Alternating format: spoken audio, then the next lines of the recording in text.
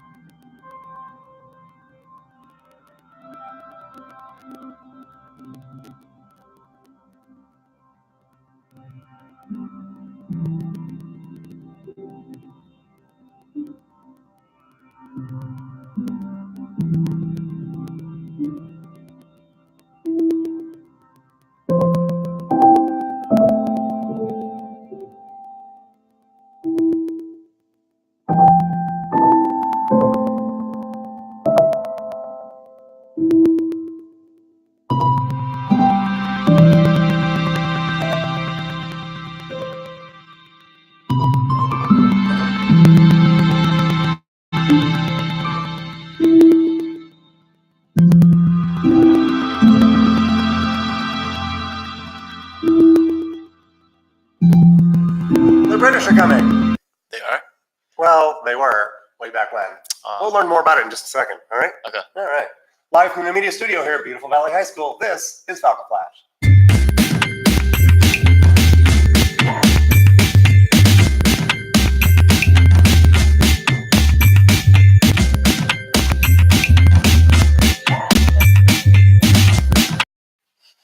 And good morning, students and staff. Today is Thursday, April 18th, and for our patriotic observance, we're taking a look at one of the patriots who helped found this country. Born on January 1st, 1735, Paul Revere was a silversmith and ardent colonist. He took part in the Boston Tea Party and was the principal writer for Boston's Committee of Safety. In that role, he devised a system of lanterns to warn the Minutemen of a British invasion, setting up his famous ride on April 18th, I've heard of that, 1775. At 10 o'clock that night, Revere rode to Lexington to warn John Hancock and Samuel Adams of the approaching British. The battle at Lexington ensued, and with it, the American Revolution. During the war, Revere donned many different hats. He manufactured gunpowder and cannon for the Continental Army, printed the country's first money, and commanded Castle William at Boston Harbor. Following the war, Revere continued to build on his reputation as a master craftsman and industrialist. He learned to roll copper and opened the country's first copper rolling mill. I don't even know what that is. In addition, he operated a hardware store and later a foundry. Let's find out more about Paul Revere.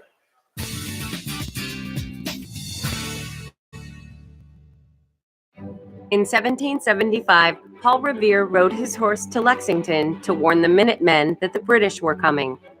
Paul Revere was a great example of an ordinary man who became politically involved and who becomes symbolic of the American Revolution as someone who risked everything to make history and to change the world.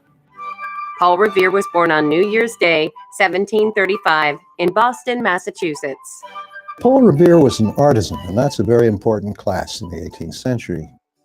By 1760, Paul Revere was a master silversmith and sold his wares throughout Boston because he was a guy who knew everybody in Boston.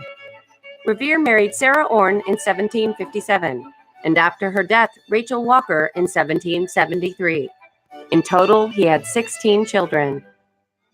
British soldiers invaded Boston in 1768.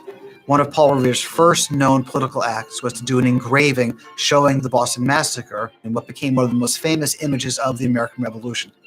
And because of this etching, there was massive support for the patriot cause. It was a propaganda piece. Paul Revere was also one of the leaders of the Boston Tea Party. On December 16, 1773, a number of colonists disguised themselves, mounted the ships, and dumped the tea into Boston Harbor, an event that we now call the Boston Tea Party. Paul Revere was one of only two Patriot leaders who was publicly identified as having been involved in the Boston Tea Party. Paul Revere was a courier for the Patriots, and as such, he was told to ride to Lexington to warn John Hancock and Samuel Adams that the British were coming. So late on the evening of April 18th, 1775, he rode from Boston to Lexington to warn these men. A big part of the reason why we remember Paul Revere's ride to this day is Henry Wadsworth Longfellow's famous poem, The Midnight Ride of Paul Revere. One if by land and two if by sea, and I on the opposite shore will be, ready to ride and spread the alarm through every Middlesex village and farm, for the country folk to be up and to arm. During the Revolutionary War, Revere served as a lieutenant colonel of artillery in the Massachusetts militia. Paul Revere also manufactured gunpowder and cannons for the Revolutionary War, and he actually was the first one to produce paper money for the United States. Following the war, Revere expanded his business interests and opened the country's first successful copper rolling mill, which provided the U.S. Navy a domestic source to copper bottom its ships. Revere died a wealthy man in Boston on May 10, 1818, at the age of 83. Paul Revere represents this kind of David versus Goliath kind of quality that we like to think of ourselves as being part of our national history. We've got this British force that's sent out, and it's the one guy on his horse riding at midnight who manages to defeat them. I think we really like that. And now Solace is here. Solace is here. Take it away.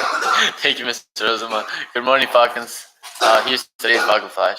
8 Valley seniors were honored with scholarships from the Santa Ana Public School Foundation last night at an award ceremony.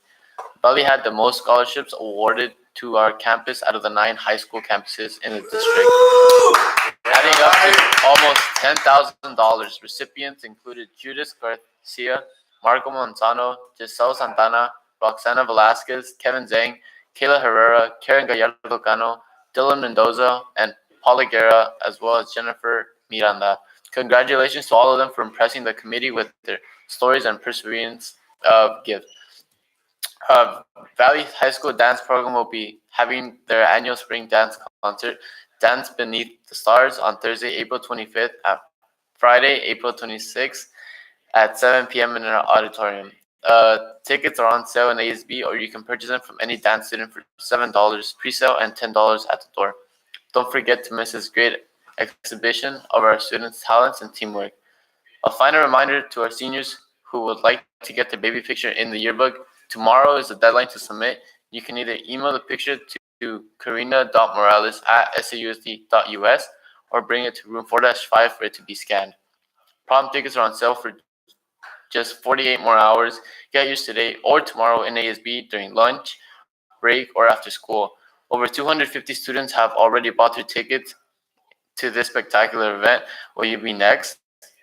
Speaking of prom, it is time for our juniors and seniors to vote for their round of prom king and queen. Go to your Falcon Flash classroom to find out who's on the ballot. Voting will remain open today until the end of lunch. Now here's Brian for more. Thank you, Salas. Congratulations to the Valley golf team for the huge victory at Catella home tournament yesterday. Valley beat Magnolia Savannah at their home course. Valley had led by senior David Merlin, Eric Martinez. Eric was amazing against the #1 ranked player in the league and did very well. Eric's leadership set the tone for the match, and Valley ended strong with strong scores from Caesar, Brian Lagunas, and Min Lee. Valley now has a league record of 6-1 with one tournament remaining. Please congratulate the boys on a great job well done as they took to finish out the season strong. And shout out to Eric Martinez for making an impressive win at the tournament too. So hashtag pursuing perfection. And here's a small video for you guys to see.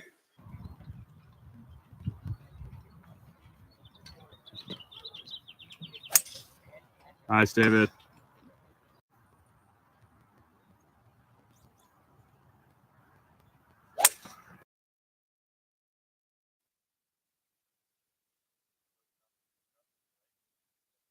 That's it for today's Falcon Flash. And remember, Falcon Fever, catch it!